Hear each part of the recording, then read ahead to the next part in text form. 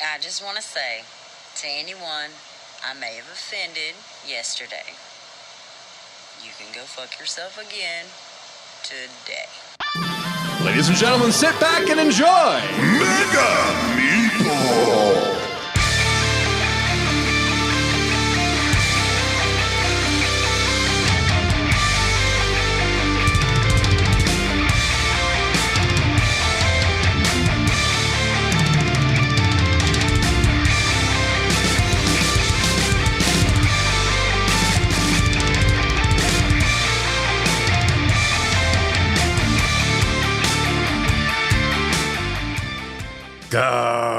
Greetings and welcome to the Mega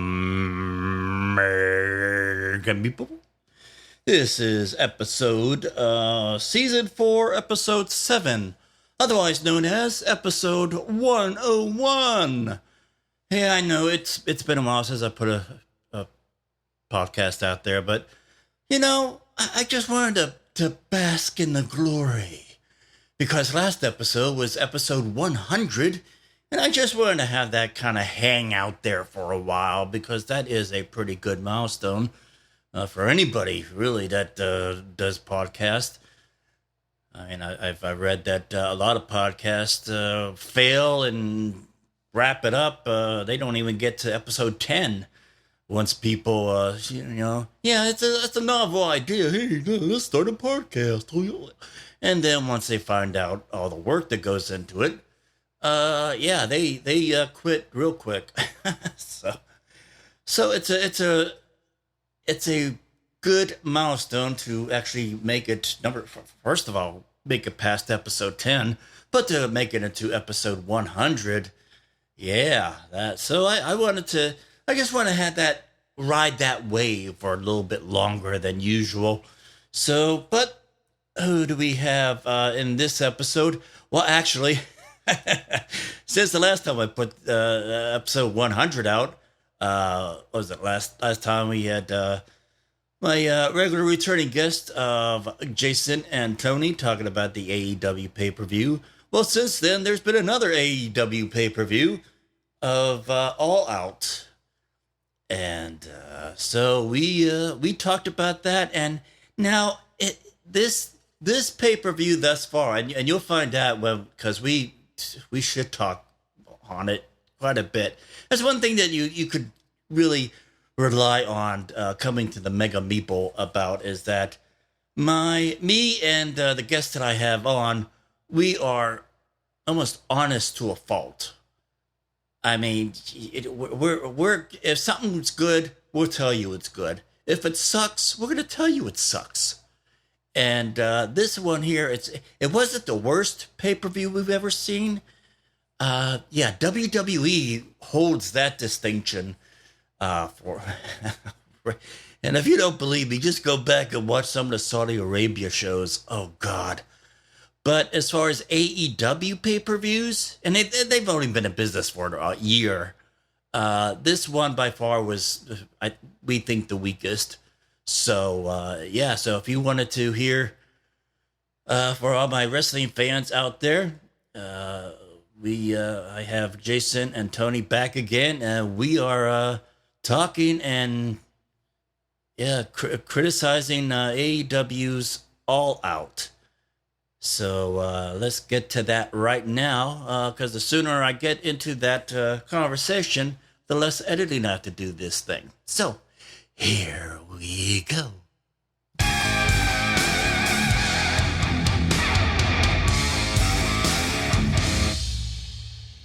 All right. Well, here we are again with my pals, Jason and Tony, and that must mean we're going to talk about AEW again. AEW, AEW. Yes, and let's place our bets now. How many times are you two going to agree in this episode? Not as often as last time, okay. I would guess. Last time was shocking how we were on Simpatico. Yeah. I was ready to bring the thunder because there is some stuff that needs to be talked about. But then Tony comes on and he says, wow, this was not a great pay-per-view. I'm like, oh, wait a minute. okay, we might be syncing up on some stuff. But anyway, go ahead.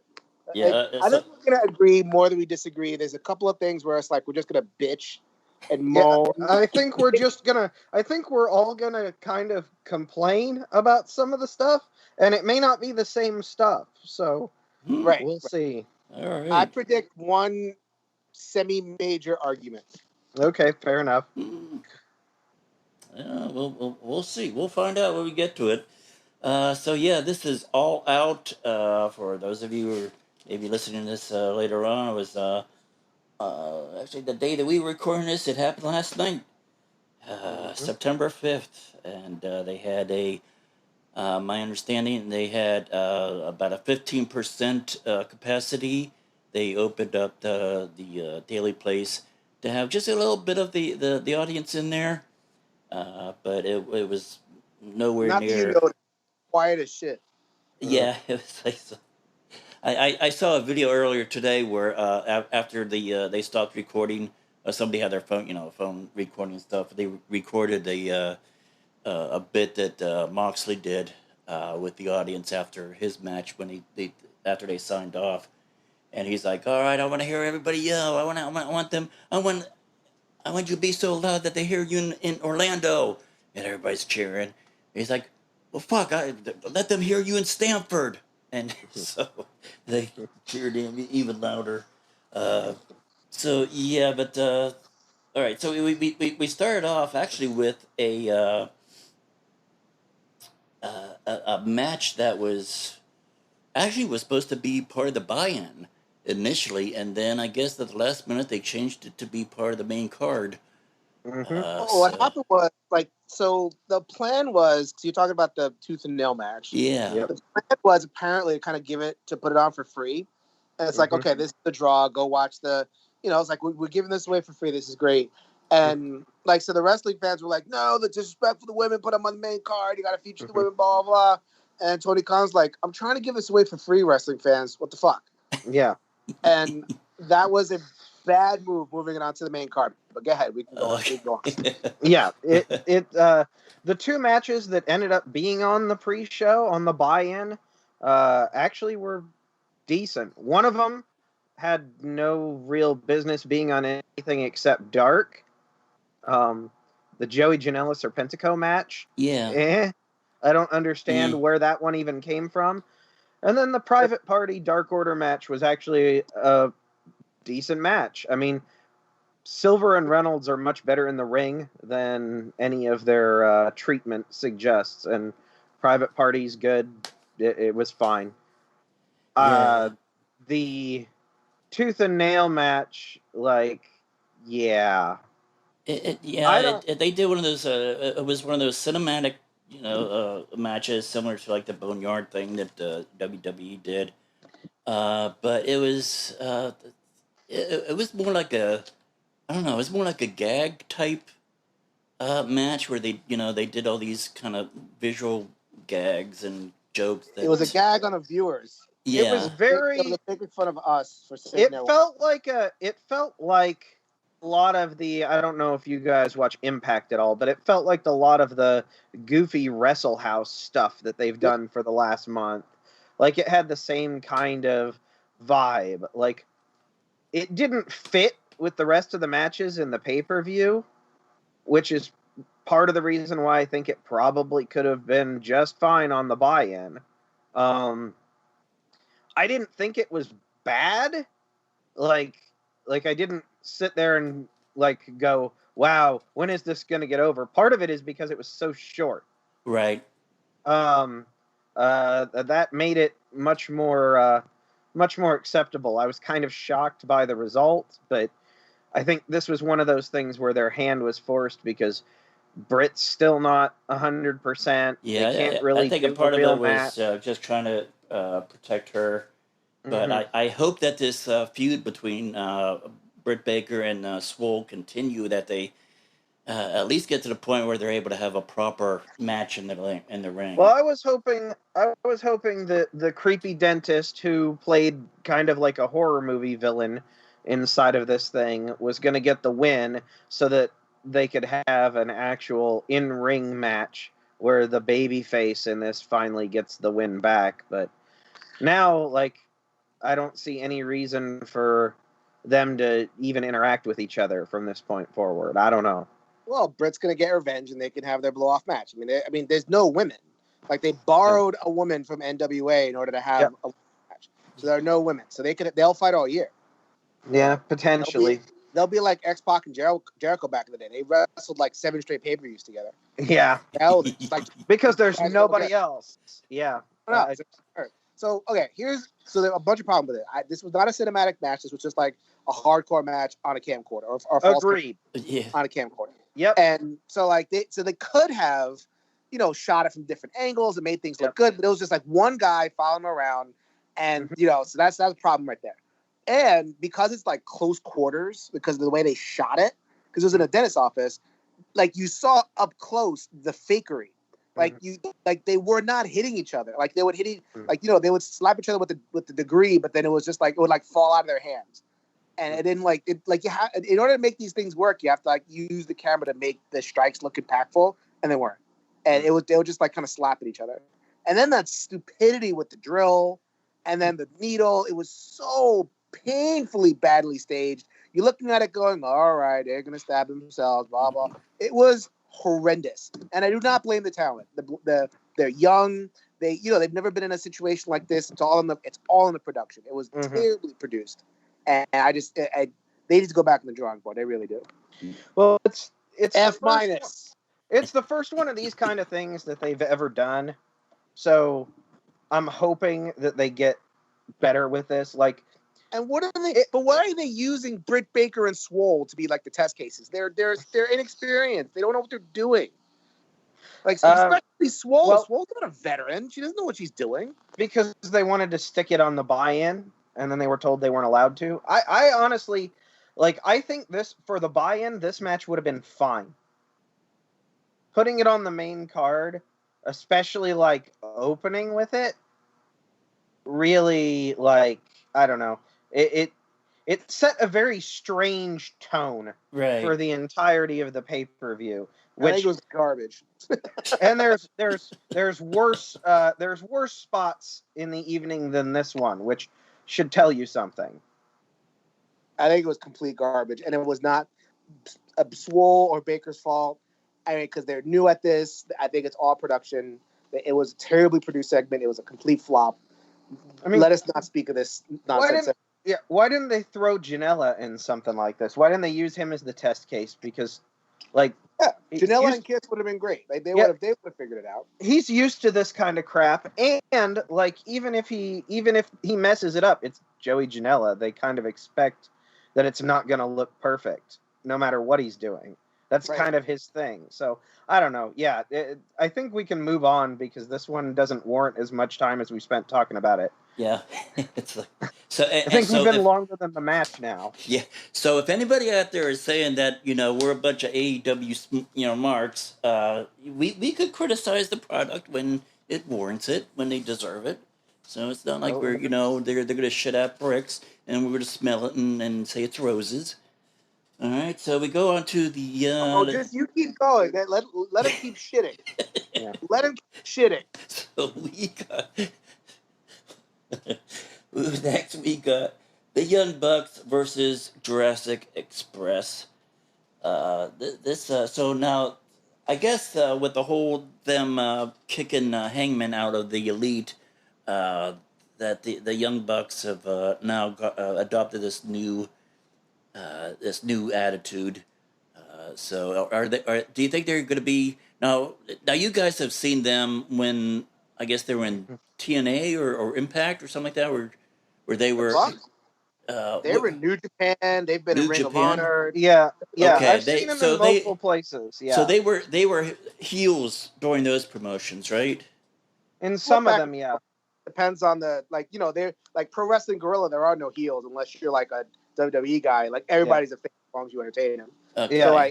So they would flip back and forth, but like this kind of the attitude they presented was definitely more on their heelish, dickish side. Yes. Yes. Okay. Well, that's what I'm wondering. I for the past several weeks, I've gotten to the point where I think I even said it a while back. Maybe it was even the last pay-per-view or something. Like, at this point, I dislike the Bucks more than any of the actual heels on the roster.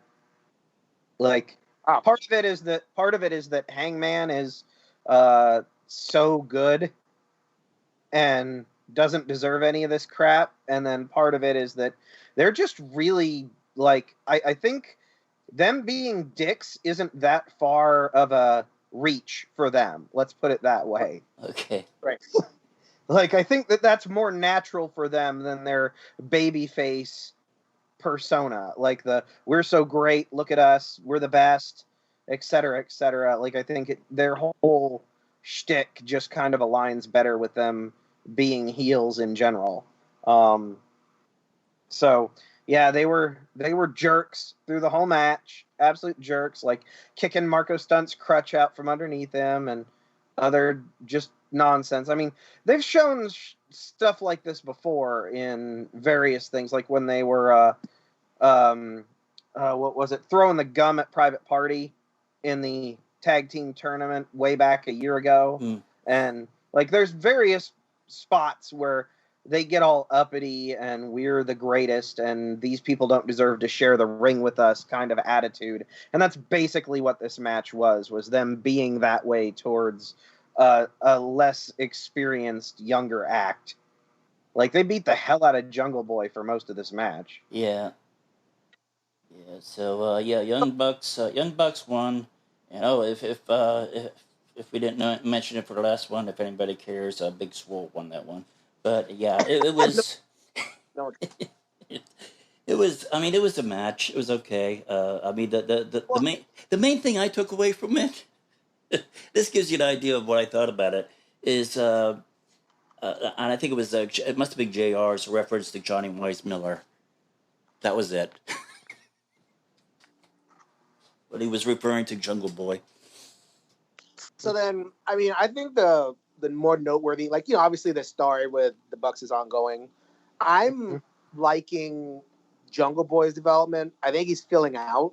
Yep. I think he looks like, whether it's a costuming change or whether his just body is changing, I think he looks more like a serious competitor who can eventually go single. Luchasaurus is fun and like really, it's really impressive what he can do. But I feel like everything that he can do, he does in every match. Yes. I've started to notice that as well. Like, it's one thing when he comes in off a hot tag and has a neat sequence, but when you see that same sequence 3 or 4 times, it's like, oh, so this is Luchasaurus's hot tag. I mean, it's more predictable than like a Rock and Roll Express house show. Ricky Robert tag, fiery babyface comeback. Like, they've got it's a bit too formulaic. Some of the stuff he does is still impressive as hell. Yeah, but yeah, really impressive. But but like, okay, he does, you know. So you got the kip up, you got the standing moonsault, you got the, you know, his tail whip, swinging kick, and, you know, like a couple of the planchas. Like, he does it every match though. So like his comp, and I know this is gonna be like weird sounding, but his comp is the Undertaker. As in terms of like an agile big man, and like he could meet, like, you know, kind of do the same things the Undertaker can do, but Taker didn't do it every match. Taker saved the planchas for the big pay-per-views. Taker saved the, you know, top rope leg drop for this big pay-per-views, and he learned how to wrestle. And Luchasaurus he's a spot monkey at this point, and he, like, you can tell the other team is just setting up for his spots, and it's like, you know, I mean, I get it, and, you know, if I was that agile, I'd be doing that shit every day. But like, I don't need somebody needs to step aside, because I've seen interviews with him, and one of the things that he talks about in the interviews is how he doesn't want to move like another big man. He doesn't want to throw punches. He doesn't want to do the traditional stuff. He wants to do this stuff that sets him apart. He wants to use his legs and be agile and all of that. And it, like, somebody, a veteran, needs to step aside and, like, pull him aside and say, all that stuff is great, and it shouldn't be the only stuff you do. Like, don't just not throw punches because you want to be the kick guy. Right. Like, if your entire offense are the same 5 kicks and a headbutt, that's... If you could get over doing that, then what the hell? Like, I mean... Yeah, fair enough. You don't want to be 47-year-old jumping off a scissor lift. Sorry. Yeah, no. We'll get to... Oh, my God. Oh You no, know? we'll get to That's what's that. gonna We'll happen if get you there. say, Don't "Oh, I worry. gotta pop We'll the crowd get every there. time." Yeah. What I'm saying is like if you go into it with the mindset of I'm gonna pop the crowd every single time, well, that's gonna happen. You know, and that's what's gonna happen. I'm sorry, and you know, sorry. Yeah. But okay, but again, I don't want to be negative. Jungle Boy is definitely filling out. He's mixing it up. He has his definite spots, but you could tell he's kind of like innovating and like it just feels different with him. Like I can start to buy him more as an upper guy. And the Bucks are the Bucks. You know, I mean, I think that we kind of know what we're getting from them at this point. Yep. And they're really good. And I'm wondering how this storyline is going to play out. Even though I think they are really shitty actors.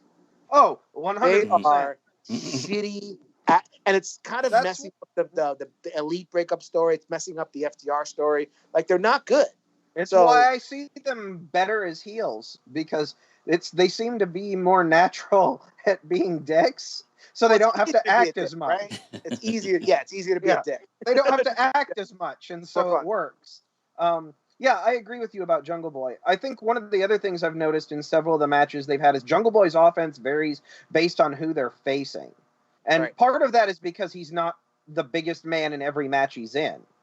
Like, he approaches the big monsters differently than he approaches people his size, differently than he approaches, people like Chris Jericho. And I think, unfortunately, Luchasaurus 90% of the time is going to be the biggest person in any match he's in. Right. So, yeah, it is what it is. But yeah, you can tell Jungle Boy's been hitting the weights. Absolutely. So he's definitely filling out. He's looking better. The body's thickening out. It doesn't look like he's a lollipop anymore. You know, like a Pez dispenser. I'm liking what I'm seeing from him. Mm-hmm. Oh yeah, I think he's well on his way. Let him get some more seasoning, and we'll see what happens. Yeah, and I've been reading some stuff that they specifically for Jungle Boy, they have some pretty big things planned for him if he continues down this path. So I'm all Not about it. surprised. Not surprised. I'm all about it. It's good Yep. stuff. Agreed. all right, so then we go on to the Casino Royale, depending on what week it was that they were advertising it, because the commentator was they were giving it both names. Well, it depended on whether it was Excalibur or Tony talking about it, or Taz or JR talking about it. Because it was Royale with half the commentary team and Royal with the other half. So anyway, they had four groups that came out as different suites of the card deck that was drawn, I guess, backstage, because they explained this stuff, but they never showed it being done. Correct. They didn't show it this time. Yeah, man. They assumed During the everybody- Royal Rumble, they would have that stupid drum, which was completely ridiculous, but I loved it. Yeah, Give me the absolutely. drum. I want the drum. Yeah, Okay. This is still a bad match concept. It's how do we make a Royal Rumble not a Royal Rumble so that we don't get sued? But the Royal Rumble is pretty much perfect, so we'll have to screw it up a little. They did handle it better this time. Instead of having all 5 people for each card come out at once and then try to announce them all in rapid fire succession, they gave each person their own entrance unless it made sense for them to come out together. Like Santana and Ortiz came out together. Eddie Kingston and Big Butch came out together. Yeah. Jason left. Anyway. Oh, hold on. Hello? Oh my God. Sorry. You still here? I'm still here. Is Okay, Tony well, there? Tony, you here? You might have to call him. My bad. Let's see here. I didn't want to make this editing easy for you, Tom. Jesus. I wanted to give you a little bit of a dick right in your ass during your editing. Okay.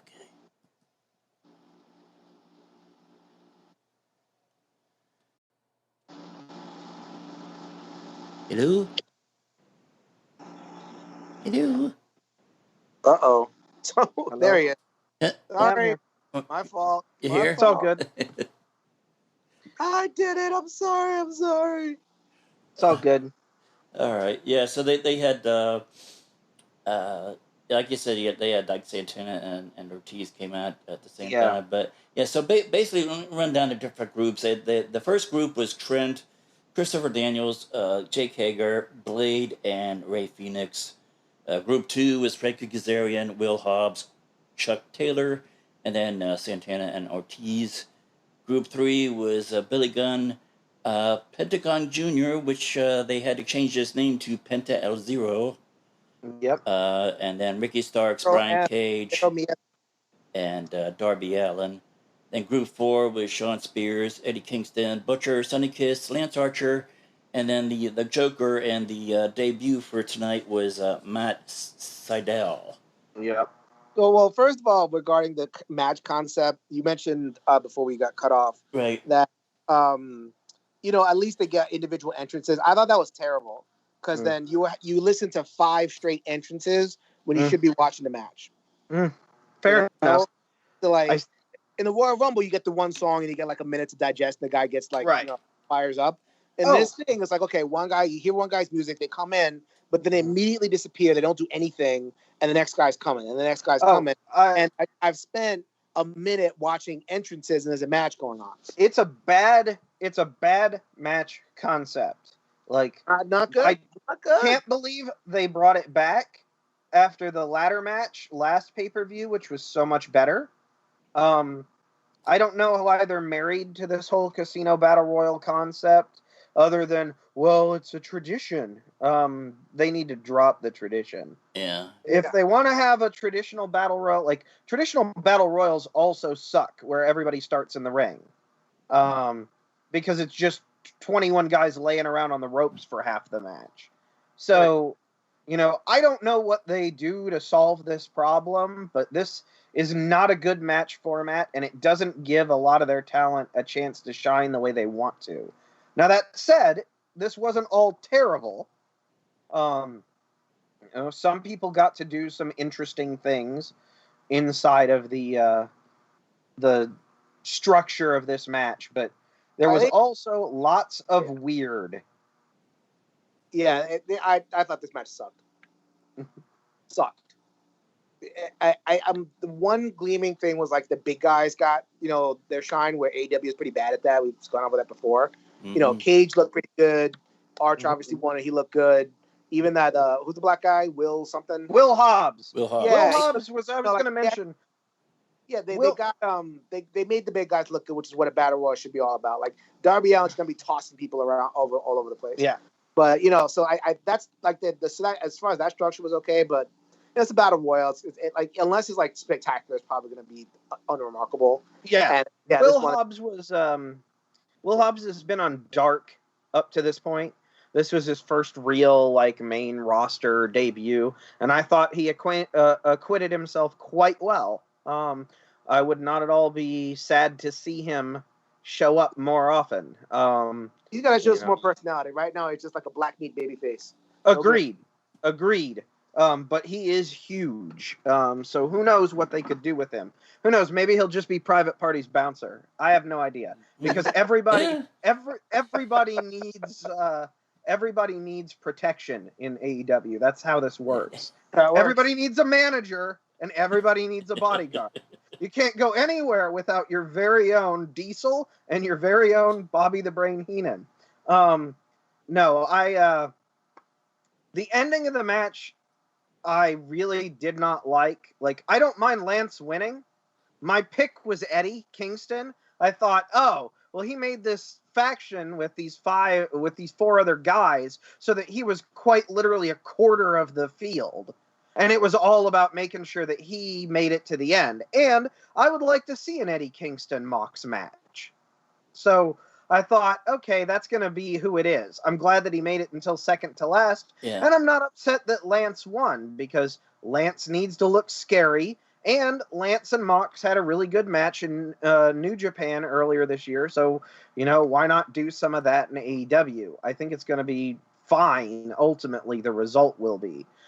The whole like suddenly Eddie Kingston is afraid of snakes and Jake is Oh, rattling a A bag at bag. him. And, I didn't. I like, looked at it again today, and it's like I didn't see no snake.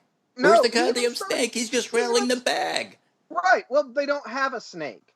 I especially was glad that they didn't have a snake because Jake started hitting him with the bag. Jeez. Like, if there had been an actual snake in there, it would have been very bad for that snake. The whole thing, like, it was very, very weird. Like, Lance Archer almost looked like a baby face at the end, where he's the one dude standing and everybody's trying to get rid of him. And yes, he's the biggest threat, but like he had the Roman Reigns ending the match. He does all the final eliminations, you know. Like, Right. I don't know. It was weird. The booking was odd. I'm not upset Lance won. It should be a good match down the line.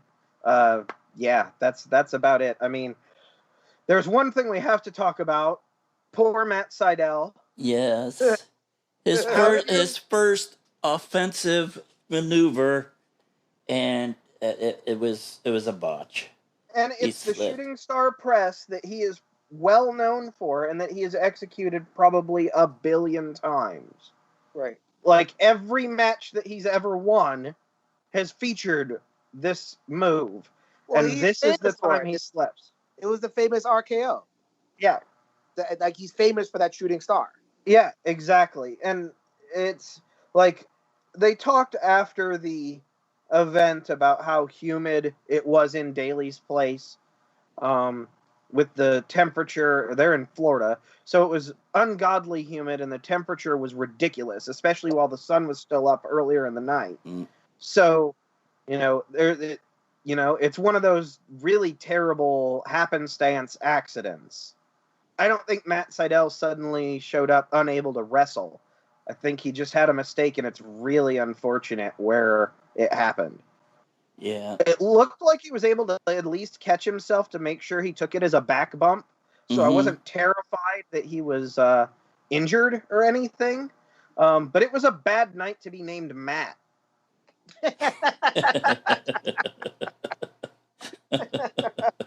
At least Seidel hit the mat. Yeah.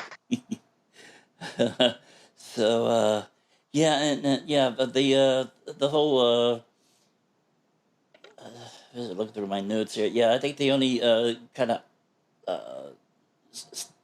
spot on there was the whole body bags with the thumbtacks, and they put Darby Allin into the body bag and basically, power bombed him off the damn into the entrance ramp. I'm excited to see him fight Ricky Starks. I have no interest really in seeing him fight Brian Cage. I don't know. We'll see. Maybe I'll come around to it. But the whole Darby Allin Team Taz feud thing, we may get some good matches out of it, but I really don't care as a storyline. Man, I'm still waiting. I think Brian Cage isn't healthy yet. Mm-hmm.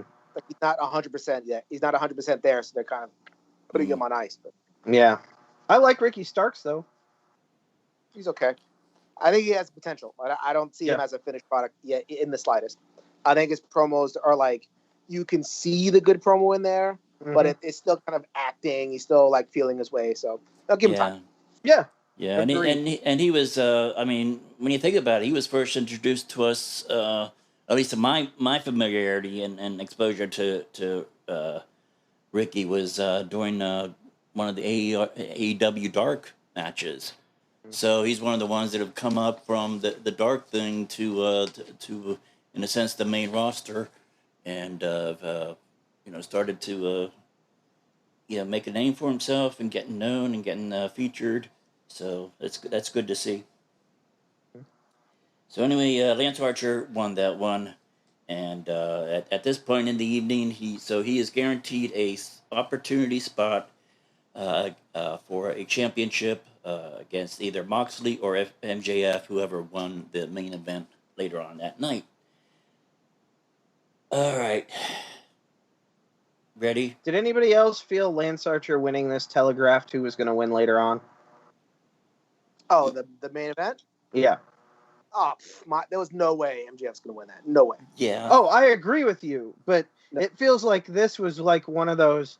Yeah, they're not sending Lance Archer after MJF. No. But I think that that was the safest bet in the entire night was Moxley retaining, and we'll get to that when we get to that match. Yeah. Mhm. Yeah. But yeah, are you guys ready now? Yeah, we're The ready. broken rules match. In Matt more ways Hardy. than one. Yeah. Back Matt Hardy versus Sammy Guevara. Pretty much, it's a falls count anywhere. No disqualification. No count. And I think, I mean, they only did maybe. My guess would be like not even a third of what they had planned for this match. And The whole match ended up being 9 minutes. Yeah. I think they had a lot of stuff more planned to that, but after it was restarted, they went straight to the finish. Anyway, I think the only spot before they did the whole scissors lift thing was Matt Hardy did a DDT on a Sammy on one of those park benches type things, those iron rod benches, tables, and that's about it. Then they went on to the scissors lift, and they elevated that, and they took a bump off of that, and they chose so I don't know who set all this up. I don't know who was in charge of putting all the materials where they needed to be. But there is no world in which a spear does not carry people further than that table was away from that scissors lift. Mm. Like, it would have been one thing if it would have been a side effect off of it. Like, I don't know. It seemed, not only that, like, we've already seen the scissor lift in a previous match. Like, Kenny did a moonsault off of it in the match that he and Hardy had against Santana and Ortiz, way back before the Stadium Stampede. I don't know. I have so many just bad feelings about this match in general. And I don't like it. Kind of soured the entire event. Yeah. Like up to this point, none of the stuff that I had seen had been like great. The Bucks Jurassic Express match was good. This was bad times like 20, because not only was it not good, I was now at this point terrified for one of the talents involved, and really worried about the other talent who was still attempting to wrestle this guy. Like, I don't know. Like, I've seen a lot of people talking about the stipulation of if Hardy lost, he would have to leave AEW, so they had to continue the match. And I'm like a wrestling company has never written around a loser leaves town match before. Mm-hmm. Like, don't give me that crap. And I'm not going to hold Aubrey accountable at all. She threw up the X. Yeah, when I saw that X thing, it was like people apart. Like, Aubrey did everything that she was supposed to do as the referee.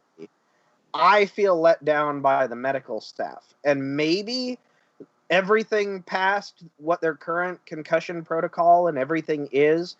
But if so, I think they need to review their concussion protocols going forward. Like, this was not a good idea for them to continue this match. They should have stuck with the initial Tony calling it off and ringing the bell. This whole pause and then reinstituting it. Not only was it confusing, it was really concerning. And I get, we have this great big crash pad we have to use for a spot, guys.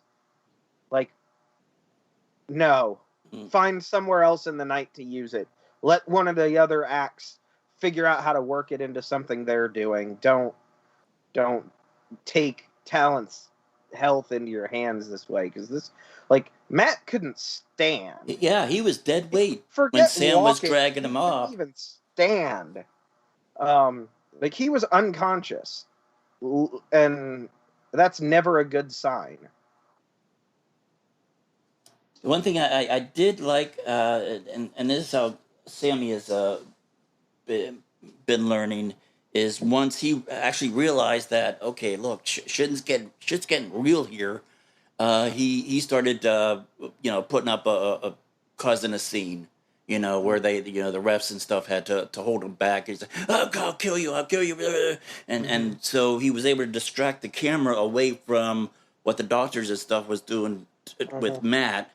And so but my understanding was, yeah, he's legitimately knocked out, and when Aubrey did the X signal, and then they finally got the goddamn doctor out there. My understanding that is the Matt when he came to said he could do it, but because I heard a interview earlier today with Tony Khan, he addressed it.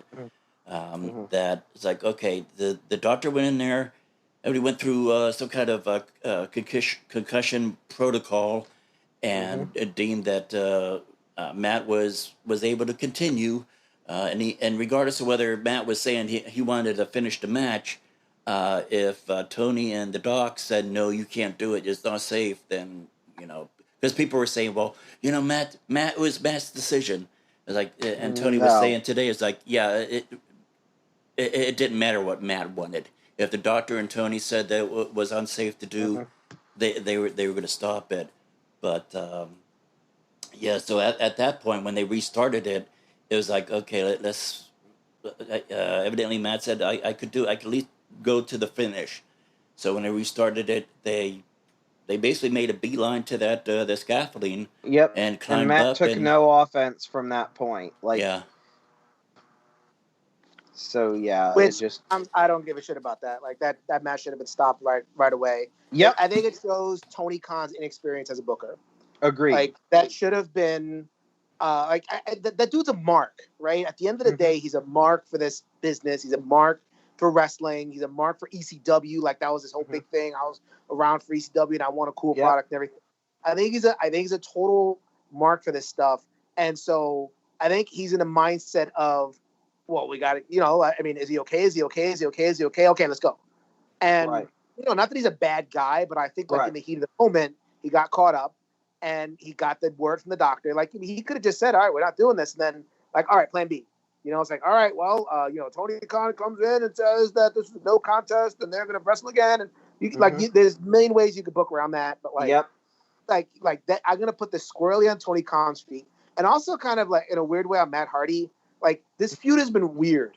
Like it's been a weird feud. Like it's the kind of feud that I want. I want a mid-card singles heated feud that doesn't have a title. Like this company has more of that. So it's what I want, but I feel like Matt is trying to like make it violent, and he's 47. He's older than me, and I'm old. And it's like I don't need that. Like the whole point, and I get it. No crowd, no personality, no one to play off of. Like you do a fucking final deletion match.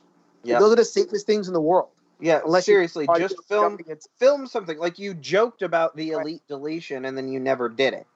Like you could have just done that. Like you could have done that. You could have totally, and like that doesn't depend on a crowd.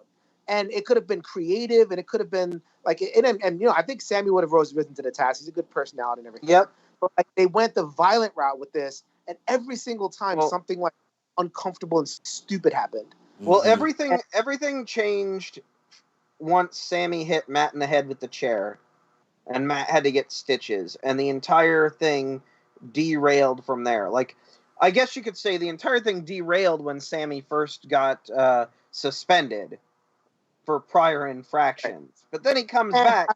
That could have recovered from that. That was fine. Whatever. Yeah, and then he comes back and and he opens Matt up hard way with a chair that he throws. That's the wrong chair, which apparently he got screamed at backstage for Lord knows how long because he picked up the wrong chair and threw it. And well, that's what I'm saying. Like it was they made it an ECW type feud. Like where it was violent and it was supposed to be like like all this stuff happening. And I like ECW at the time, But like you look at some of the old stuff, and it's like, oh, like Yeah. so, I think they were trying to give Sammy an edge, and unfortunately, like Matt is the wrong person for him to be wrestling with for that to be right. the case. Like, Yeah, I don't know. could have done a whole bunch of things. They could have done the deletion route. Sammy's game for anything. Like he's one of those guys that he can get pinned 20 times. He can look ridiculous. He can come out in his panties. He could, hang upside down from the chandelier in a gorilla suit and like whatever. It won't like, matter. He's up for it. Sammy will do whatever. And so you could have done such creative stuff with this whole setup, but you decided to go like, I'm now Matt Hardy now, and I'm unkillable, and I'm going to be violent. And it just like, it never resonated, and bad stuff happened every time. And like you could literally every match. Every encounter.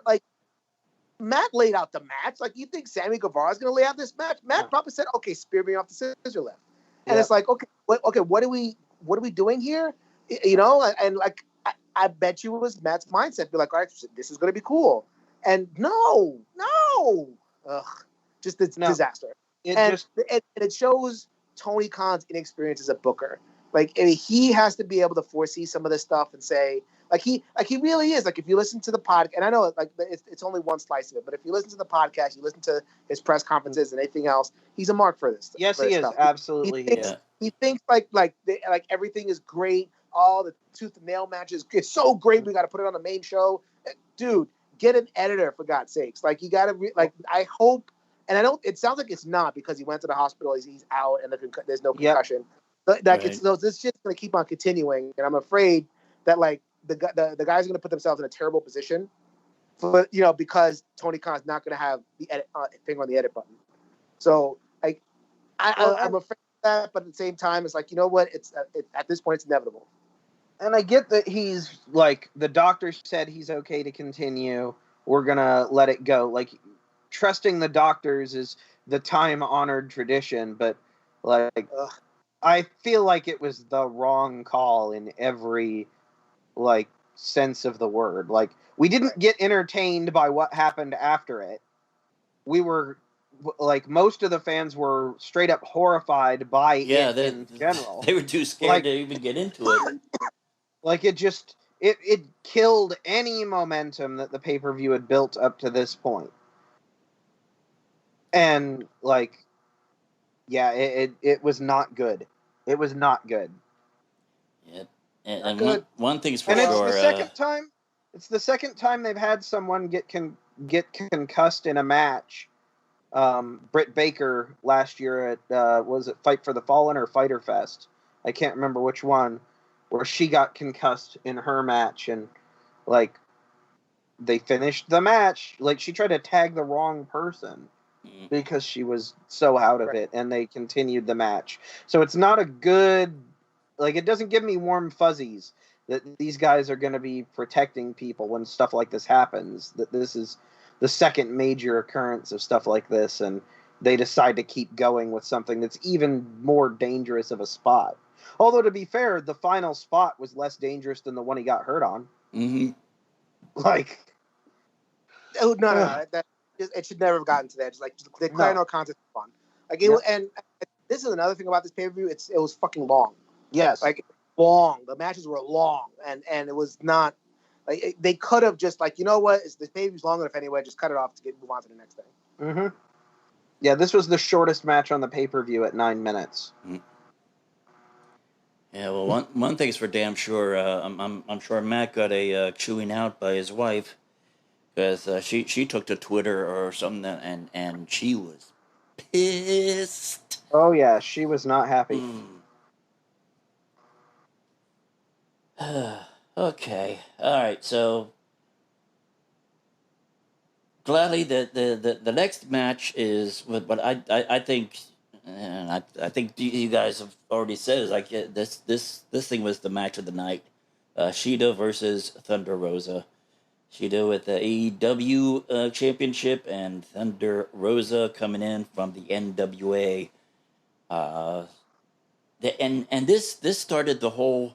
One thing I noticed with this match and the other two championship, the tag teams, and then the AEW title was JR and Excalibur. And by the way, it's nice to see Excalibur back.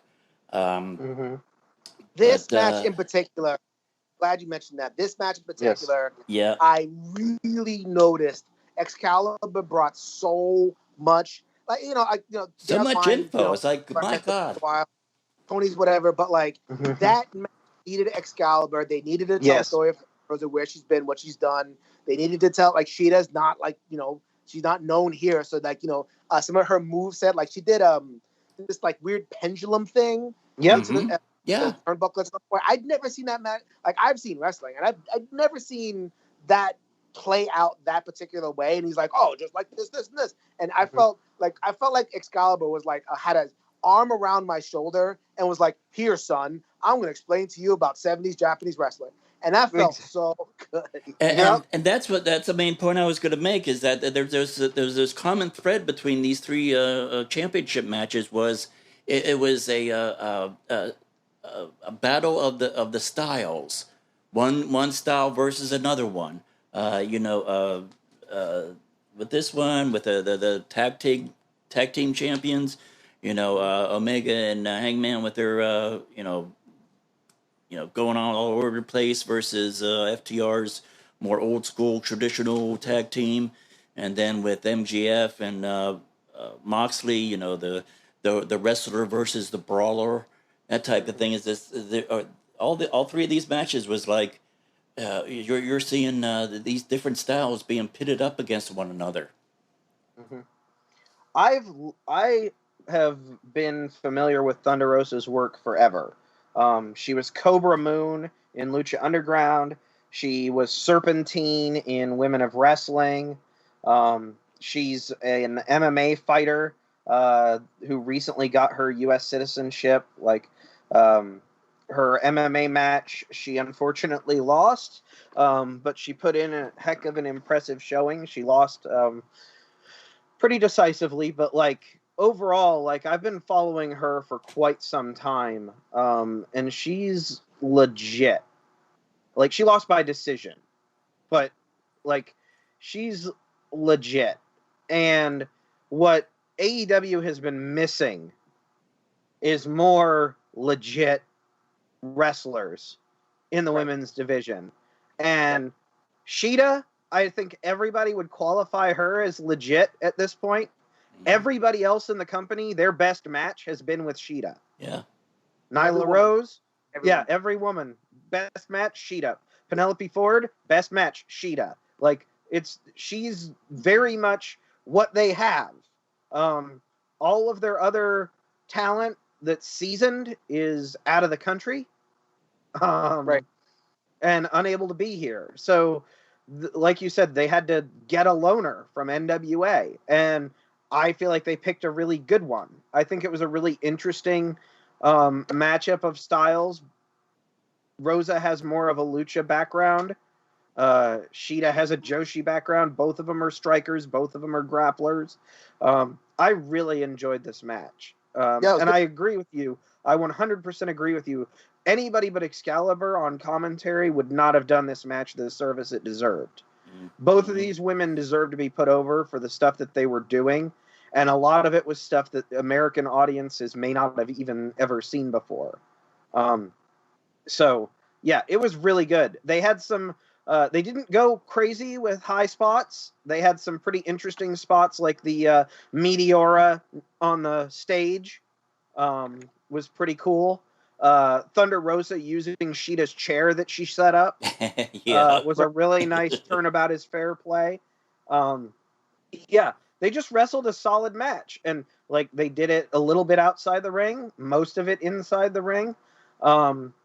While I love Thunder Rosa and thought it would have been really interesting to see what happened if the AEW Women's World Championship went on tour, especially since NWA is going to be starting up again.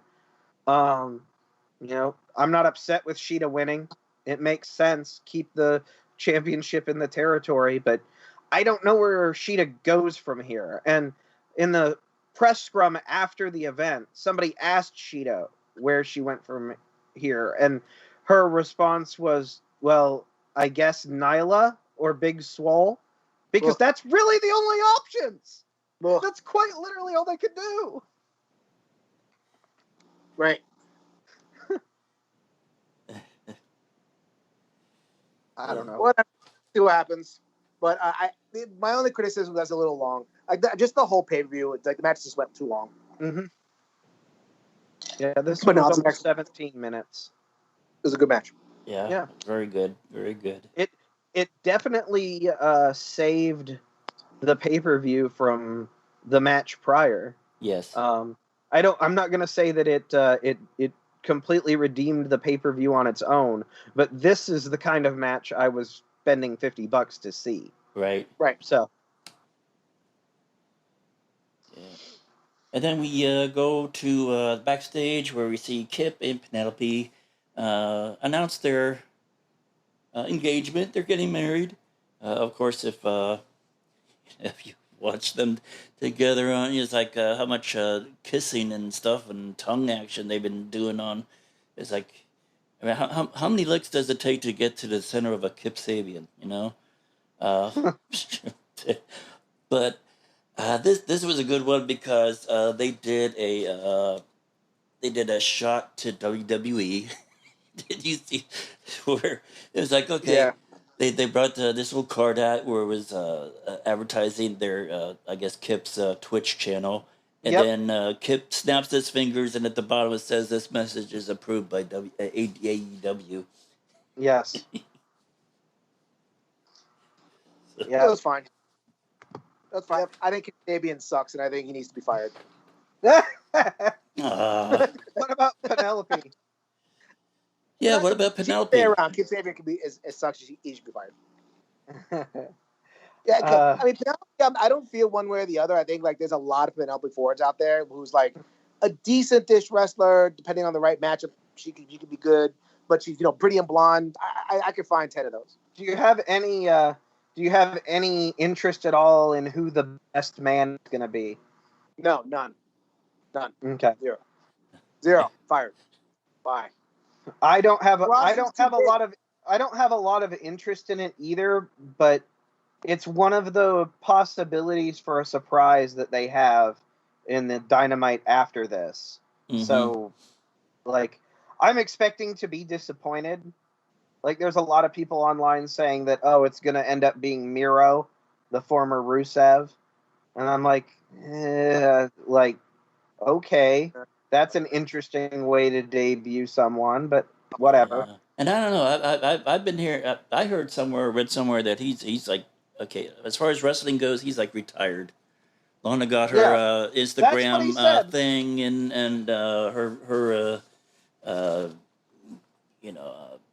stuff that she going on the Instagram, but yeah, I don't like Leave that for a second.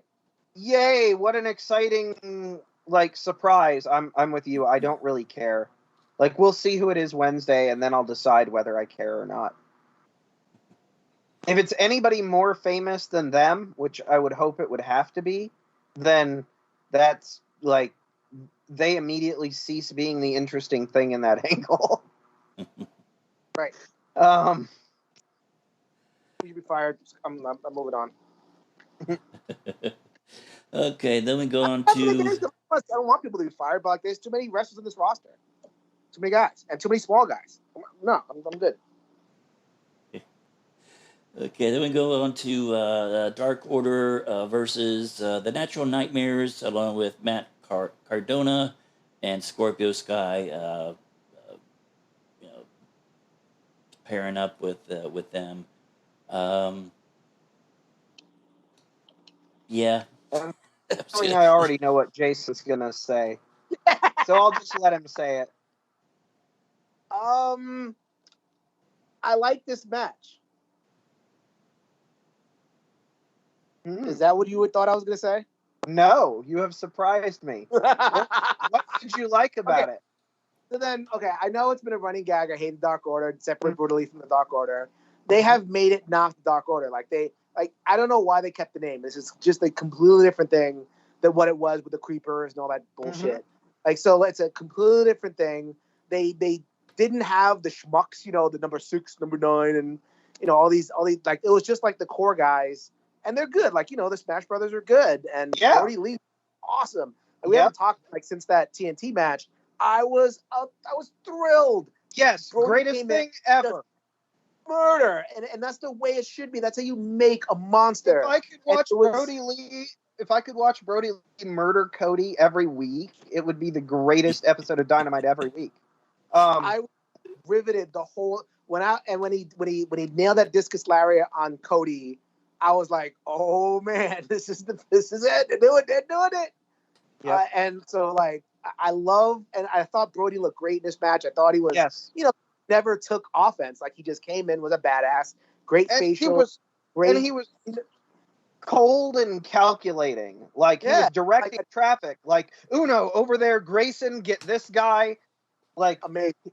Yeah, I feel like he was the leader on his team. I loved, and I actually liked this match for the Dark Order and for Brody in particular because of what he's done with his facials, with his interactions. Like they told the story with Colt, which I'm not a huge Colt fan. Like as a wrestler, I love him as a person, as like a personality, but not necessarily as a wrestler. But like, it's how that integrated into the match and like just the dynamic. I thought it really worked. It turned what is just like a faceless AEW 8-man into a decent like thing that I'm watching. Right, and that's all I want. That's all I want is story, interaction, get into it, synergy, all that kind of stuff. I think the Dark Order brought it. I don't like the random Cody's friend team.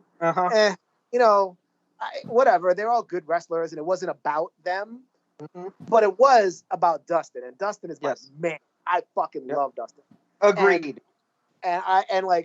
So it was all about Dustin and like how he kind of like brought those random guys together. I don't give a shit about Matt Cardona. Like again, fired. I don't understand like what he's even doing. Like, if he's not gonna be like Long Island IC YouTube, what's he there for? And like he didn't, Cody got utterly destroyed, and Cardona was nowhere. Even though they're selling a Sweet Life of Matt and Cody T-shirt, he's Cody's best friend. He didn't even show up. And then like they do the Dark Order did the skit where they're dancing out with the casket and making fun of everything, and he's the absolute last person to show up. Like, I don't know what he's doing. I know that like they said something about how he hasn't officially signed. He's only got a certain number of dates with AEW, and so they just aren't going to push him. But like, he hasn't really talked. He hasn't really wrestled. He hasn't done much of anything except steal Warhorse's thunder.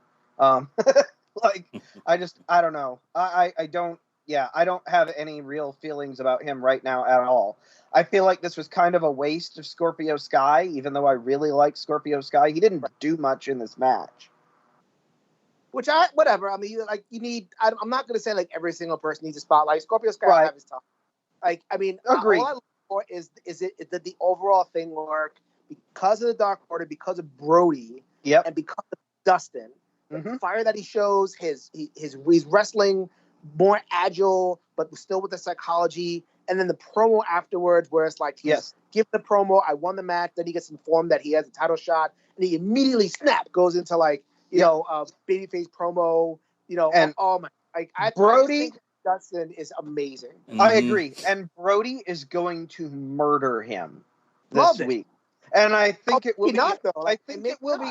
I think it will be fantastic. Like, there's a part of me that's like, them losing forwarded the story with Colt because Colt did not. Brody handed him a win gift wrapped, and Colt decided he was going to get cute, and then lost the match for his team. And then Colt got introduced to the John Silver side of Brody Lee for the first time ever, and then Evil Uno's in there, like extending the hand and being the nice one and welcoming him back in, and like the idea of Evil Uno being the Care Bear and Brody Lee being the Iron Fist makes perfect sense. Like, the dynamic is great, and Stu is they just point him at things and he kills them.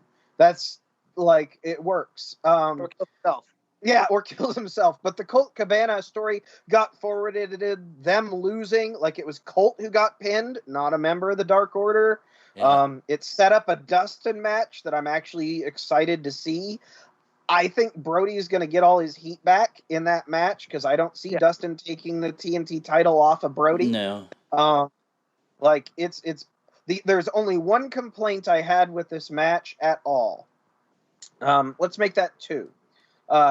Number 1, all of the hangers on around the ring, Allie, Brandy, and Anna Jay, Giant mess.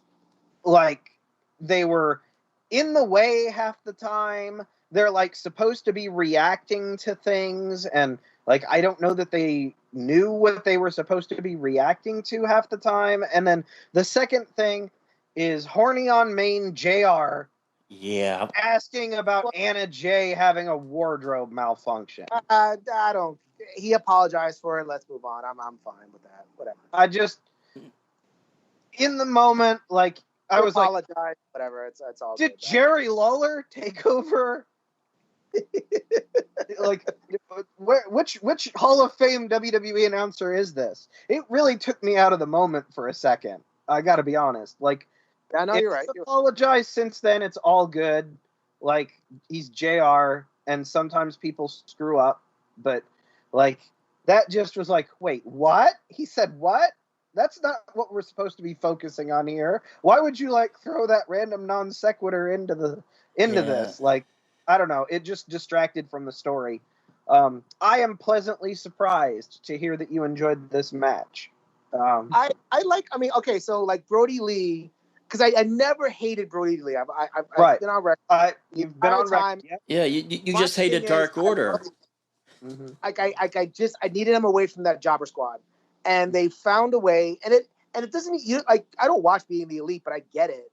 Like I get what's happening. I get that he is becoming this complete dick, but he's like directing traffic and like kind of asserting himself and doing all that. And like I get it. Like it's being communicated. That's all I ask for in a wrestling show. Just like show, not tell.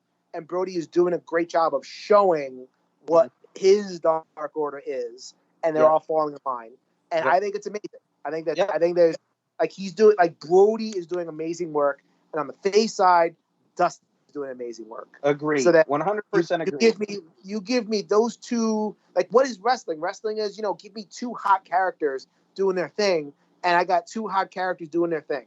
And again, a little bit too long, but I'm not going to belabor that. I thought it was a good to very good match. Yeah, I remember a few pay-per-views that were talking that, and I think it was when Brody Lee was first revealed as the Exalted One, and I forget which one of you made the comment. It's like, okay, they basically gave Brody Lee this steaming pile of shit, and told him to make something good out of it. Yep.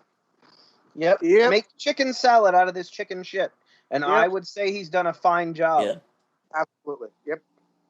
So, and they even teased, as you pointed, Scorpio Sky maybe facing off against Brody Lee later on, because I've been hearing some, hype and stuff like that. Well, Scorpio Sky should be the next one to take the TNT title off of Brody Lee. So we'll see. But anyway, well, if it's gonna be anybody on Cody's friends squad, that's who I would pick. But I'm glad he's facing Dustin first because that's gonna be a good match. Yeah.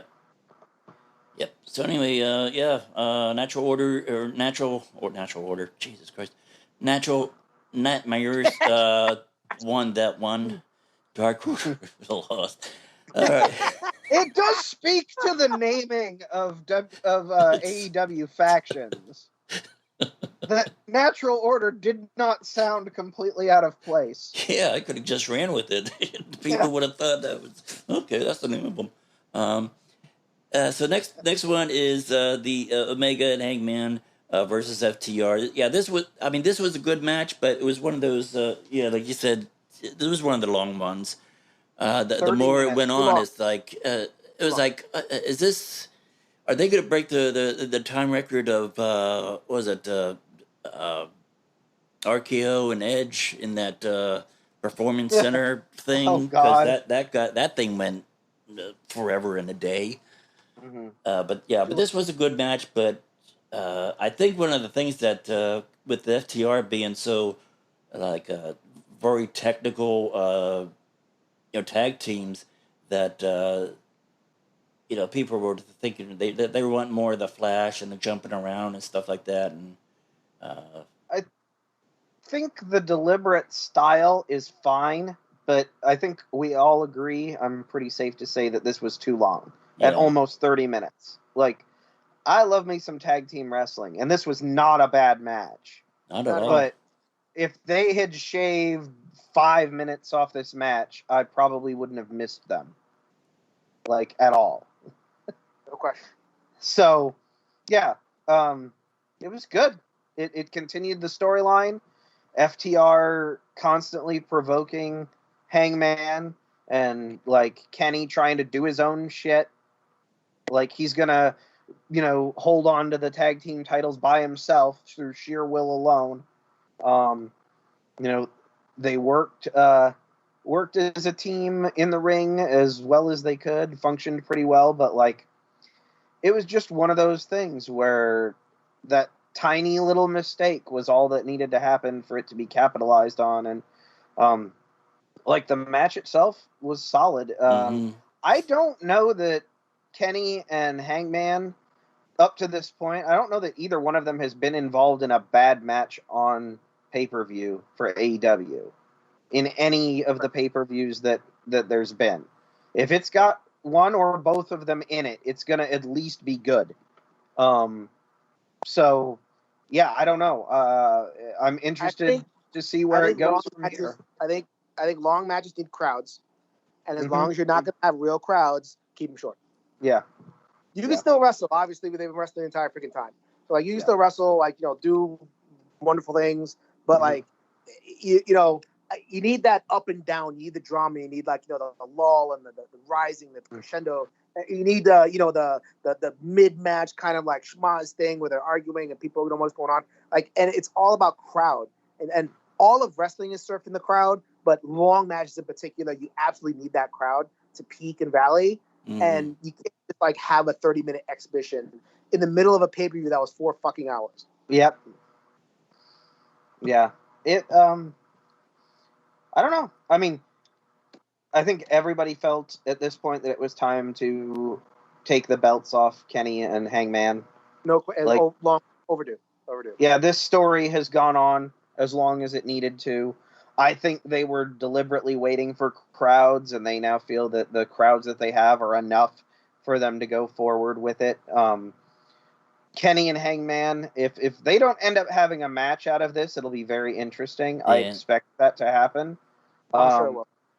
But, like, I could watch the two of them feud, at the next Full Gear or whatever it is, and have that be the match, and I think it will be match of the night without them having to do, like, anything else. Just those two show up and do their thing, and it'll be that good. But the after the fact, Kenny just walking out and leaving the arena, like, I think, him debating on whether or not he was going to hit Paige at the end, like, I'm ready for Kenny to go ahead and turn heel and for them to just get this over with. And it was interesting, the Bucks trying to, like, hold him back, even though they were very heelish themselves earlier in the night. So, I don't know. Did you catch what Omega was saying when he was making his way to the car? He said, which thing? He said, "Time for a cleaning." Yeah. Oh, he also said that this is your last chance. You make your choice now, and you live with it, or whatever. It was saying to the Bucks as to whether they were going or not. So I don't know that we're gonna get a Kenny and the Bucks faction continuing forward. I don't know that they're gonna get along either.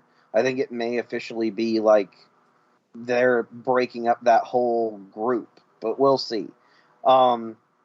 This whole Fear the Revelation as a reference to the Horsemen, okay, right. Sure. And they saw the after, like, they put something up on Twitter. They put up 3 fingers. Yeah. Their gear was neat. Like, the logo was neat.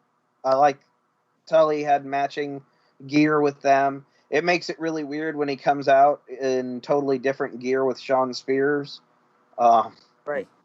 I don't know how much longer or how useful that relationship is going forward, especially if FTR and Spears aren't ever going to interact. But yeah, good match. Slightly too long. Interested to see the matches that are going to come out of it. I'm expecting that the Young Bucks are going to be coming after FTR, of course. Yeah. Since the titles are what matter. But I'm not entirely sure how they get there or who's between the Bucks and FTR between now and Full Gear. Do you think they'll do that on Full Gear, or do you think they're going to try and get that to the next Double or Nothing? I think they're going to try to wait until they get crowds. Yeah, so probably Double or Nothing. I think they're going to try to lengthen this because there's no rush. It's not like there's a rush. So I think they're going to try to lengthen it. I think they'll try to get like I still think that we're going to see Hangman and FTR and some other person who's not Sean Spears, please, to reform the Horsemen. So you think Page is going to turn around and join them? I think Hangman's Barry Windham. I think maybe eventually. I think he's so babyface right now. I don't know. The Horseman gimmick lends itself to an anti-hero gimmick. Yeah, that's true. Once you're an anti-hero and Kenny is going full heel. Yep. Because he's just good at it. I think that there's room to make that act like an anti-hero act. Mm-hmm. So they have plenty of options. They don't need to go to the Bucks and FTR. Mm-hmm. Yeah. Plus, I know they've been trying to build some of the other tag teams back up. Ex-LAX and Butcher and Blade and Phoenix and Pentagon, although I'd rather see Phoenix and Pentagon doing single stuff at this point. Right. The tag team division is too crowded.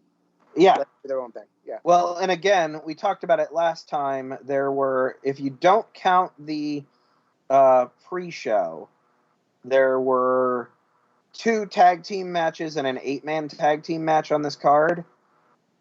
If you count the pre-show, you add another tag team match. So, that's and then half of their tag team or half of their battle royal was tag teams. Right. So yeah, I agree with you. I think there's too many. Some of them need to go do other things. And it doesn't make sense to have Phoenix and Pentagon as a tag team and Butcher and Blade as a tag team, all working with Eddie Kingston. Right. Like, let Phoenix and Pentagon go after the other 2 belts and let Butcher and Blade be the tag team for that group, if that's how you want to do it. And that's why I'm saying, Kip Sabian, get the fuck out of here. That's why Matt Sydal, one shot, you're done. Like Cardona, you're done. Ray Phoenix can step into that role and give you awesome singles matches every week if they let him. Oh, yeah. So, they have so much talent that's being wasted, and they keep on bringing in guys. Stop it. Mm-hmm. I mean, even when they get another hour on TNT every week, which they're not, they've made it very clear is not going to be part of Dynamite. It'll be a separate show. Right. Even then, they're still going to have no problems filling out that time. Well, hell, even the dark shows on YouTube are pushing an hour and a half, 2 hours long. Yep. 2 hours long at this point. It's crazy. Anyway, anything else to say about this tag team match? It was good. Nope. It was good. It's building towards a lot of stuff going forward. It was long. We'll watch it. I like them. Just too long. We're move on. So, yeah, got FTRs as the new champs. Looking to see if Omega turns Hager heel. Maybe brings back his cleaner persona. That he had that in Japan, I think.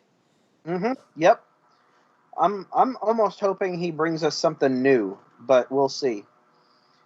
Even if it just has elements of the cleaner, it should be something that American audiences haven't really seen full bore yet, and I think people are going to like it. Mm. All right, then we go to the Jericho and Orange Cassidy Part 3 and the Mimosa Mayhem match. This was a good one because, it was a match. It was a great, I think, but it was good in a sense to me that Jericho came up with something that, okay, he's going to put Orange over But he wasn't going to get pinned doing it. So yeah, let's do a gimmick match, and he'll take a dive into a vat of basically water with orange coloring to it. What do you think, Tony? What do you think of this match? So, the first thing I will say is I think Chris Jericho is doing right now what he wished the stars of WCW would have done for him back in the day. Yeah. I feel like he's being very, very generous in using his name recognition and his existing star power to try to push other talent over. I don't know if Orange Cassidy is ever going to be like main event anything, but he's definitely more of a household name than he was before any of this Jericho stuff started. I think the match itself was clever, like the whole orange juice and a little bit of the bubbly thing. It's pretty funny. It's a goofy match, which suits Orange Cassidy's character, but also isn't out of place for Jericho at all. Because he's goofy dad at this point. Like, he's goofy wrestling dad. And it works. I don't know. I expected Jericho to win with pinfall or submission and then to take a bath at the end and still be humiliated. But I was pleasantly surprised that he took the dive. And I think it just kind of speaks to how he wished people in the past would have been for him. I didn't think of it that way. That's an interesting perspective. I did not like this match at all. I didn't like it. I mean, it was all, like you mentioned before about like battle royals, how battle royals are just like a bunch of guys laying around. I'm like, oh my God, I'm going to. Basically, this match was 3/4. Oh my God, we're going in the pool. And it's kind of false drama. Like they started that 3 minutes in. Right? Okay, I'm going to dunk in the pool. And I'm going, Yeah. They did that 3 minutes in. It's like, you don't buy that shit. Yeah. You know? And it was like, especially with one match that definitely didn't go to time earlier in the evening. Yeah. So, yes, you're right. Jericho is doing what Kevin Nash and all those guys didn't do. Still, meh. Did Santino and Morella ever beat John Cena? No. You have your comedy guys and you have your main event guys. And they need to, like, if Orange Cassidy is going to turn into a main event guy, which I don't think at that size he'll ever do that, and with the way he's getting over, like you got to keep this stuff separate. And or you don't have to, but like, yes, like when they wanted to turn Rikishi, they had to like turn Rikishi, and like, okay, no more stink face and no more whatever. We're gonna make you like different now, so that we're gonna try to elevate you up the card. Didn't really work, but they tried. Like, right. They're not changing. Like, Orange Cassidy is not going to be a main event star doing this, putting his hands in his pockets. No, he's not. So what's he doing beating Chris Jericho, who is a main event star? I don't know. I mean, it was interesting. It's interesting that you say that, because I agree with you. Like, I don't disagree. I don't see Orange Cassidy being like, he's not going to go after Moxley now. Like, if Lance Archer wins, there's no way in hell he's taking it off of Lance Archer. Like, I don't see him taking Mr. Brody Lee to the limit. So where does he go from here? I mean, and to return back to the sloth-like persona and, just showing up in bathrooms or laying on ladders underneath the ring that people pull out and stuff like that, I don't know that that's going to work either. So I'm just confused as to where he fits. I mean, on the one hand, like, New Japan has Toru Yano, and Yano doesn't fit anywhere either. He just gets used as a bit player wherever he's needed. And they just trust that at any point he can win a match through ridiculousness. So maybe that's all they're going to do with Orange Cassidy, and this was just basically to make sure that everybody knows who he is at this point. But yeah, there is a question of why. Why do they want everybody to know who Orange Cassidy is? Because he's a good wrestler and he's smart? That's not necessarily enough given the gimmick that he has. Right. I don't know. It's a good question. And I don't want to, like, something to think about. Clearly you like this match better than I did. I did not like the match. I did not like the outcome. I wanted this to be like, so, okay, when AJ Styles first showed up at WrestleMania, he fought Jericho, decent enough match, Jericho won. And people were like, oh my God, he burned AJ Styles, da, da, da, da. AJ was fine. Right. AJ was fine. And you put over the veteran, you put over this idea that, like, it takes a while to beat the best, and you have to put in your time. And I feel like they're okay, Orange Cassidy, he's been with us, he's hot property right now, let's put him over everybody. No.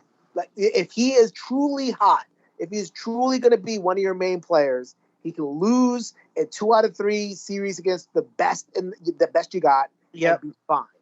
Yeah, and like I said, I expected Jericho to win. Like, I expected Jericho to win by pinfall or submission, and then to end up taking a bath. In much the same way that MJF got thrown into the pool on the Jericho cruise. Right. Like, Jericho's not going to be harmed by taking a bath in a vat of mimosa.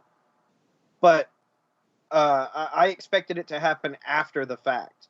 It is interesting to me that there was absolutely, yes. It is interesting to me that there was no interference at all either. Like it was a no DQ match effectively, and the only member of the Inner Circle who made an appearance was Floyd the Bat. So, right.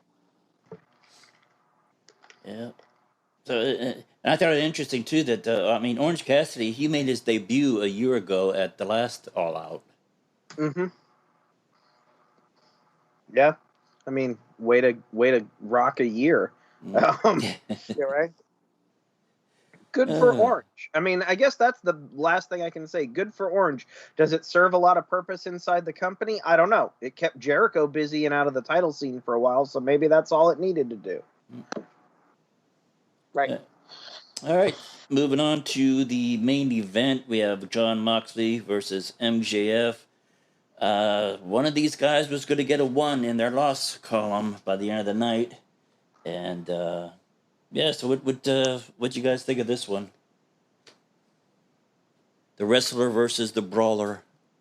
Okay, so my thing with this match, I think there was, and we talked about this before on that, like, I think they telegraphed that MJF was going to lose because they were saying, oh, I'm going to be here for the next 25 years, and I'm going to be the future of the company, and I'm going to be this, and I'm going to be that. Well, if you're going to be at 25 years, why are you getting the fucking title now? Right. Like, just again, you have time. Like, there's time for this shit. And he's super young, 24 years old, getting better on promos, developing like a well-rounded. Like, there's no business beating a guy who's in the prime / late prime of his life. So then, just on the face of that, I didn't buy the actual match. Like, there's certain matches where you look at it and you're like, you don't know who's gonna win. Like, that's what made the tag match with the Bucks and Kenny and Hangman so good. You didn't really know what was gonna happen. Right. Either one was plausible. Either one was plausible. You could see the storylines, everything. Here, I could not see MJF win. Even the heel, like, cheating to win, it would have been kind of chicken shit. It would have been like, this is too soon. Like, what now? What's Mox gonna do? It would have created more questions than it would have, like, been satisfying. So, like, there was no way Mox was gonna lose this match. So I'm watching this going, all right, well, they're kind of doing the Moxley match. Like, the Moxley, he brawls and he has little jiu-jitsu that he throws in there, and like they did color, it's a main event match and everything. I just felt like it was kind of like plotting, and then they just kind of like ended it. It was like, all right, well, we used the paradigm shift, which is the way he was going to end the match anyway. He didn't end the match that way. All right, we're going to end the match this way again. So, well, not every match. Some matches end with the screwiest finish ever and Taz throwing in the towel. Remember? Oh, wow. So yeah, So there was a part of me, I was positive, like you said earlier, I was positive it was a lock that John was going to do this, but I still thought that there was a chance. And the only reason I thought there might be a chance is because if they let MJF win at the World Championship now, there is a damn good chance that for the next 25 years, he will forever be the youngest world champion in AEW history. What's that doing for Randy Orton? Oh, I know. What's that doing for Randy Orton? Doesn't give a shit about that. Like, agreed. That never comes up in his promos. It's always like 11 times, 12 times, best ever. No one cares that he was the youngest. No one cares. So, like, and I feel like I just felt like they could give him yet another feather in his cap to brag about constantly, which is what his character needs. He needs things that he can hold over other people. And it didn't need to be that, but once Lance Archer won the Battle Royal, I knew that any hope of MJF winning this match was gone. Like, especially Lance out there scouting the match with Jake. Like, okay, so yeah, this is how this is going to go. I thought it was yet again another one of those examples of where they work to make Moxley look clever, because they don't want him to be a dumb brawler. They're very much trying to avoid that stereotype. He's not just some big dumb tough guy. So like him hitting the paradigm shift while the ref's back is turned is, smarky and cheeky, and it's this clever thing. He got away with it anyway, and like in the same breath, it also proves MJF right. Moxley couldn't beat him without the paradigm shift, or at least there's no definitive proof that he could. And so the question needs to be answered though. Am I sitting there as a wrestling fan going, "Oh, kid, he's gonna win, but what if he was?" I don't give a shit about that. Like, did you win or did you not win? And there was no way MJF's gonna win. No way. Well, again, I felt they were trying to be clever with the last several Jon Moxley wins being rear naked chokes, arm bars, and things that aren't the paradigm shift. Like, I think they were trying to be clever, like, with it, and I think it was kind of lost in the story. Like, Moxley doesn't need all that. Look, the last couple wins haven't used the paradigm shift, so maybe he can pull this off. Like, whatever. I don't know. Right. I wasn't thrilled with this match. It was a long-ass pay-per-view. By the time we got to this match, I was ready to be done with wrestling for the evening. And I'm like slogging through it. I just felt like, and there's no disrespect to Mox and MJF, excellent performers. Felt like the placement wasn't great. The structure of the storytelling wasn't great with MJF being so young. I feel like they pulled the trigger too early. I feel like they don't have enough singles guys to pull off feuds that last. Like, they have to kind of like Moxley has beaten pretty much everybody in the roster at this point. Well, I feel like this match, this pay-per-view was supposed to be Pac, who's not available, and so they went with MJF. Like, that's what I feel. I feel this was supposed to be. But Pac's been away for 6 months. Yeah, so I know.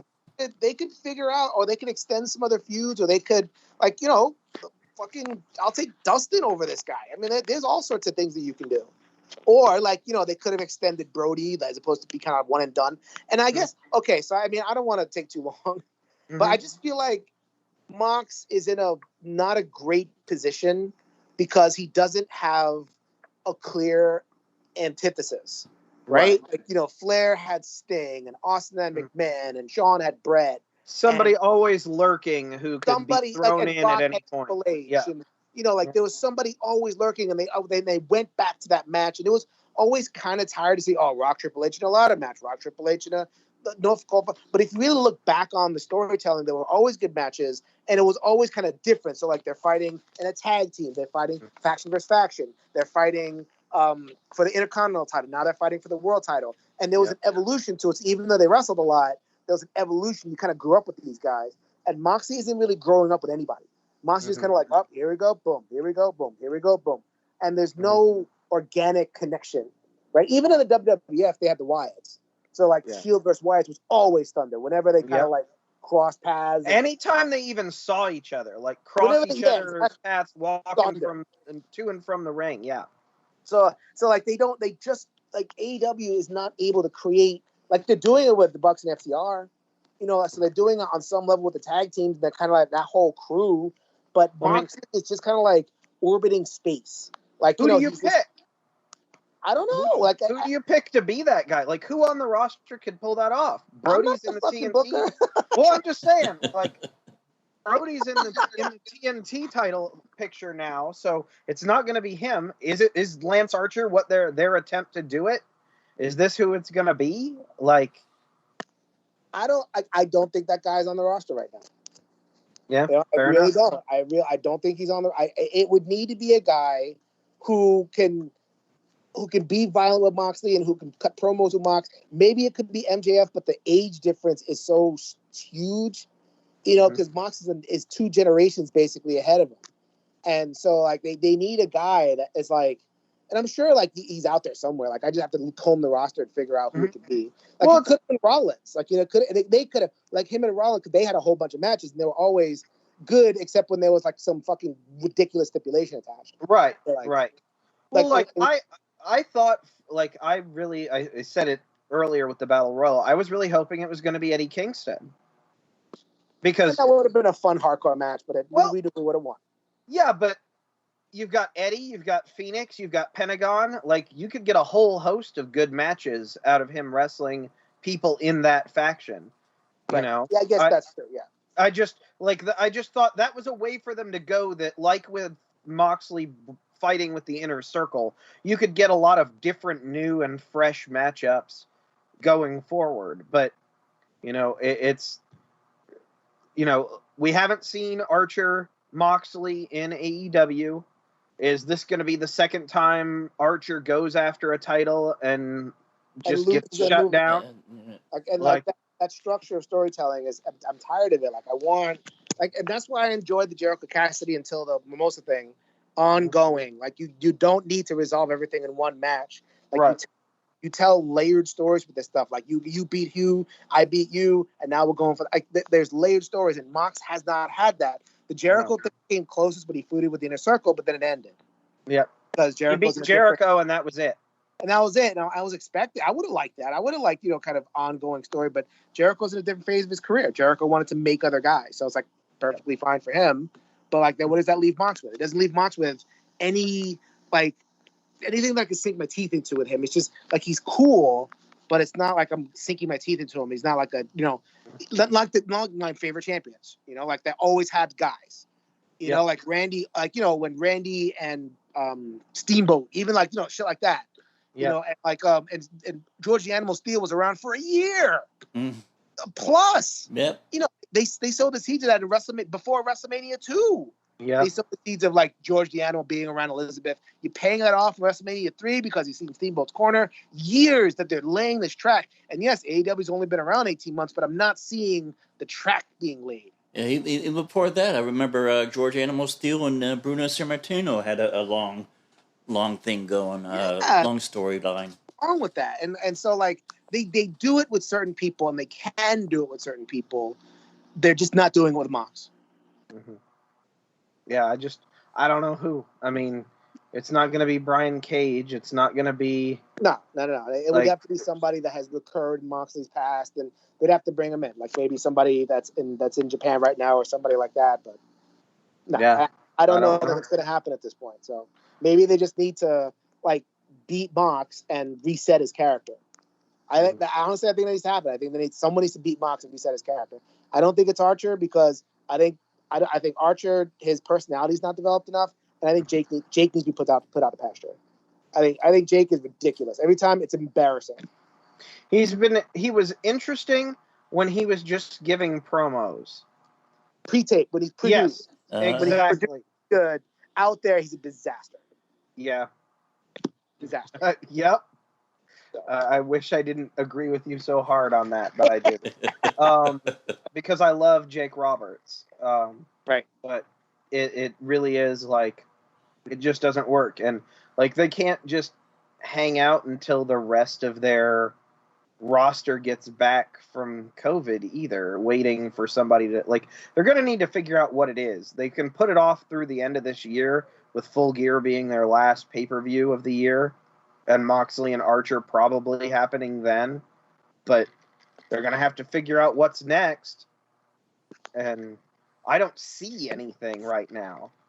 Right. I don't see it either. Whatever. I mean, hey, look. I mean, Jericho says he's going to start up another feud. You know, they're going to reset. I like that they're resetting things. Like, you could just tell a lot of things are ending. Like, the Omega and Page are done. Yeah. So it's like, now we're entering a new phase with that. And Jericho is done. We're entering a new phase with that. Moxley's done. We're entering. So at least they're regenerating the story. There's a reason to tune into Dynamite, as opposed to watching Jeff Hardy and Sheamus for the fucking 11th time. This time in a put whiskey in each other's pants match. Oh my god. Ugh. Anyway, whatever. So I mean, at the end of the day, like, I'm glad I watched it. And there was some good things to take away from this pay-per-view, but it was easily the weakest pay-per-view from AEW that I've seen. I agree, 100%. Yeah. It wasn't by any means the worst pay-per-view I've ever seen, but it was the worst AEW pay-per-view I've ever seen. Right. That's fine. Let them. I just hope they learn. I just hope that they take the fan feedback. I don't think that any of our opinions are like crazy. This is like popular stuff. If we like look around, we all have our like foibles. Like like the Dark Order match is weird. I get that, but I hope that they take the general feedback and like kind of move things in a different direction. And they've done it the last time. Like, I think they will. I think with AEW, they could take the feedback and say, okay, look at and make changes and stuff. If this was a WWE thing, they would pat themselves on the back and act like this was the best pay-per-view of the year. Right. And they listened, right? I mean, they took the Dark Order and they made the Dark Order a serious thing because it was a shit. And, they're trying with the women. They're not showing a lot of the women, they used, with Brandy, they gave a bunch of airtime to Brandy. She sucks. So it's like, all right, no airtime for you. Or Allie, these are acts that we don't need to see all the time. So they listen. Oh, there's somebody, an outside dark horse in the women's division that I haven't seen yet. Sheeta wrestled Diamante, but Sheeta hasn't wrestled Ivelisse yet, has she? I'm not impressed by either of them. Diamante or Ivelisse. I'm okay. No, I don't think she has. No, I'm okay. Well, do you want to see Sheeta Nyla 2 or 3 at this point? Whichever it is. There are 8 good women really good women's wrestlers in the world right now. It's not that many. There's a lot of them that are, because women's wrestling was, it wasn't featured. You had obviously your Stardoms and different factions, but you didn't have the prime of the world athletes going into wrestling and training. And it was a blessing we got the Horsewoman. It was a blessing we got the Tessa Blanchard. Mm-hmm. And there's just not that much talent out there. So it's you could because the Riho wasn't there for 90 days. So right. Put Sheeta on ice for a little bit and let something emerge. Yeah, I wish they'd been able to pick up Mercedes Martinez, because I feel like that would have been a shot in the arm for the AEW women's division to have somebody who's that tenured and that seasoned in there to do the Jericho, Moxley, Dustin thing, working with everybody, but it is what it is. Right. Yeah. So that was about it for All Out. The next pay-per-view is Full Gear on November 7th. So, Jason, Tony, thanks again. It's been fun. Let's hope for let's go watch Full Out from last year, and I think that was a better one than this one. Mm-hmm. Alrighty then. Well, thank you so much for smashing that download button. If you want to find out more about the Mega Meeple, just go to the website www.themegameeple.com. All of our episodes are there. Also, on social links to all of our Twitter and Facebook and shit like that. Also, go visit and subscribe to the YouTube channel, and also visit us on our iTunes stream and subscribe to that. Leave us a 5-star review, put on some of that 5-star loving, and give us a good review. Really helps. Makes me feel good about myself. So that's about it. So thank you so much for listening, and I will see you guys next time.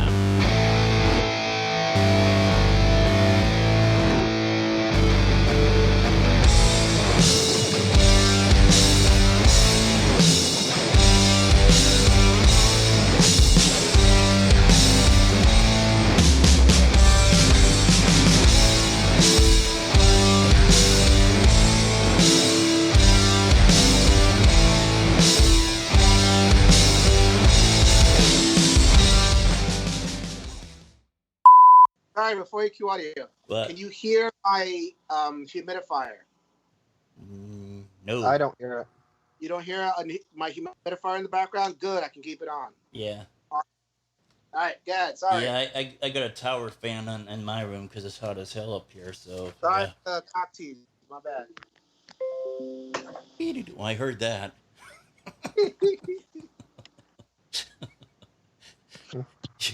That'll Yeah, go now- in. That'll go in the post credit bloopers. There, good. That's second there. All right, here we go. 3, 2, 1.